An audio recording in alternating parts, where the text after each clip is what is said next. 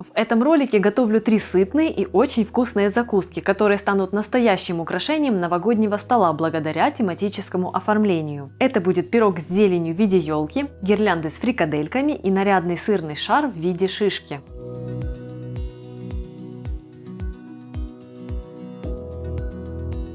Привет, друзья! Меня зовут Галина Артеменко. Закуски на праздничном столе – это как аксессуары в гардеробе. Неплохо и без них, но с ними настоящее волшебство и завершенность образа. Так что давайте приготовим набор вкуснейших закусок. Начинаю приготовление с теста. Готовлю порцию сразу для 2 рецептов – пирога и гирлянд. Так будет быстрее. Список ингредиентов сейчас доступен на экране, а также продублирован в описании. Так как я использую прессованные дрожжи, их нужно растворить. В воду отправляю сахар, дрожжи и перемешиваю, чтобы сахар и дрожжи разошлись. Если используете сухие дрожжи, их отправляйте сразу в муку. Я отправляю в муку соль и слегка перемешиваю. Вливаю дрожжевую воду и растительное масло. Слегка перемешиваю тесто ложкой, а затем переваливаю на рабочий стол и начинаю замешивать. Тесто получается довольно влажным и липким, но не стоит подсыпать в него муку. Так оно получится излишне плотным, а я же хочу получить тесто нежное и очень воздушное. Замешиваю тесто отбиваниями, и уже через некоторое время оно становится гладким и перестает нещадно липнуть к поверхности. Если у вас есть хлебопечка или кухонный комбайн, можно замесить тесто при помощи этой техники. Время замеса в таком случае минут 10, но лучше ориентироваться на внешнее состояние теста. Оно должно стать более гладким и перестанет быть таким липким, будет хорошо собираться в шар.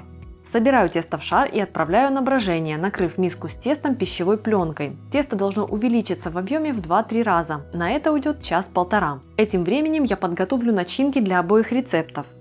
Напомню, что в прошлом ролике было бюджетное меню на новогодний стол, так что если это видео вы пропустили, ссылку на него я оставлю в описании под этим видео. Сперва займусь елочкой. Тут все очень просто и быстро. Список ингредиентов на экране и в описании. Грубо рублю петрушку и чеснок. Сыр я уже нарезала, когда отвешивала продукты. Отправляю сыр, петрушку и чеснок в кухонный комбайн. Измельчаю смесь до однородности.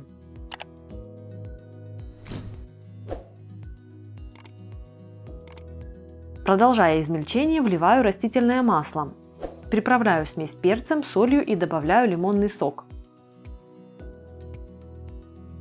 Еще раз смешиваю массу. Получается паста, напоминающая соус песто. Готовлю фарш для гирлянд. Список ингредиентов на экране и в описании. Грубо нарезаю сыр, черствый хлеб и лук.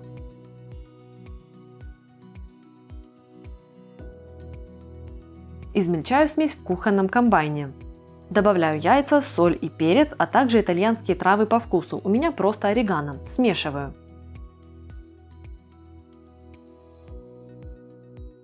К фаршу отправляю получившуюся сырно-хлебно-луковую массу и тщательно вымешиваю фарш до однородности. Из получившегося фарша формую фрикадельки размером чуть больше грецкого ореха. Обкатываю фрикадельки влажными руками, чтобы они были гладкими. Пока я занималась начинками, успело подойти тесто. Посмотрите, каким пышным и воздушным оно стало. Выкладываю тесто на припыленный мукой рабочий стол и делю на 2 равные части. Одна половина пойдет на пирог, а вторая на гирлянды. Для пирога раскатываю одну половину теста в прямоугольный пласт размером примерно 25 на 30 см. Разрезаю пласт на 3 треугольника таким образом, как показано в видео. Один равнобедренный по центру и 2 прямоугольных по краям. Центральный треугольник станет верхней частью. Из 2 крайних треугольников формую один, сопоставив их прямыми сторонами. Защипываю стык. Для удобства сразу делаю это на противне, застеленном пергаментом. Распределяю по нижнему пласту всю начинку из петрушки. Накрываю начинку верхним цельным треугольником. Теперь надрезаю треугольник так, чтобы образовать параллельные горизонтальные полосы. По центру оставляю неразрезанную часть – образный ствол дерева. Каждую полоску перекручиваю, чтобы получить красивый рисунок веток. Чем ниже и чем длиннее ветка, тем больше раз ее можно перекрутить, и тем ажурнее она получится. Смазываю пирог взболтанным яйцом и отправляю в духовку, разогретую до 220 градусов на 14 минут. В зависимости от конкретной духовки это время может немного колебаться. Готовить следует до румяности. Пирог получается очень нежным и при этом невероятно пикантным. Для контраста я разбросала поверх пирога клюкву, напоминающие елочные шары. Пускай гости сами отламывают себе ветки за праздничным столом. Теперь займусь гирляндами. Вторую половину теста раскатываю примерно в такого же размера пласт, как и для пирога. Толщина пласта будет около 4-6 мм. Разрезаю пласт на полоски шириной в 1,5 см. Формую гирлянду так, как показано на видео, надевая поочередно на деревянную шпажку тесто и фрикадельки. Укладываю гирлянды на противень, застеленный пергаментом, и смазываю взболтанным яйцом. Выпекаю при 200 градусах в течение 18-20 минут до румяности теста. Подавать такие гирлянды лучше с каким-то соусом. У меня домашний кетчуп, а также немного свежей зелени для красоты.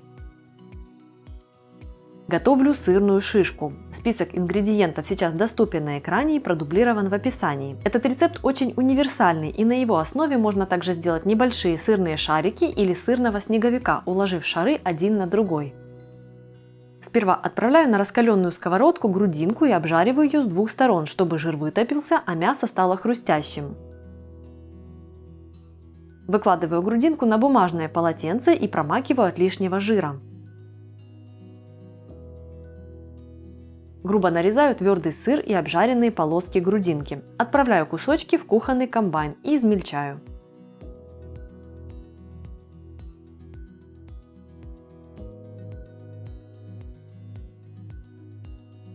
Нарезаю зеленый лук.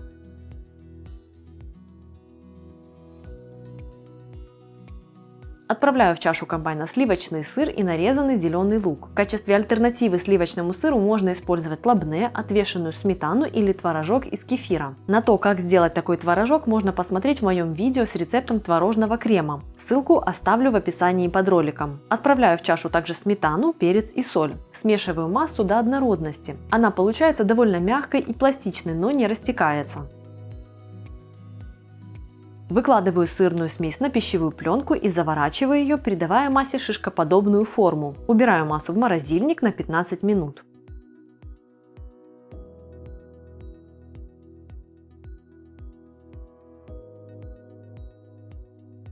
Перекладываю сырный шар на тарелку и при помощи миндаля придаю ему вид шишки.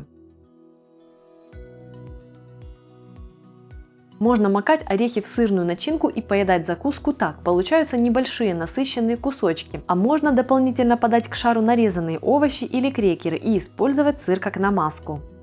Если мой набор закусок вам понравился, ставьте палец вверх и оставляйте свои комментарии. Подписывайтесь, жмите на колокольчик, и следующее вкусное видео мимо не пройдет. Меня зовут Галина Артеменко, и это канал «Жизнь вкусная».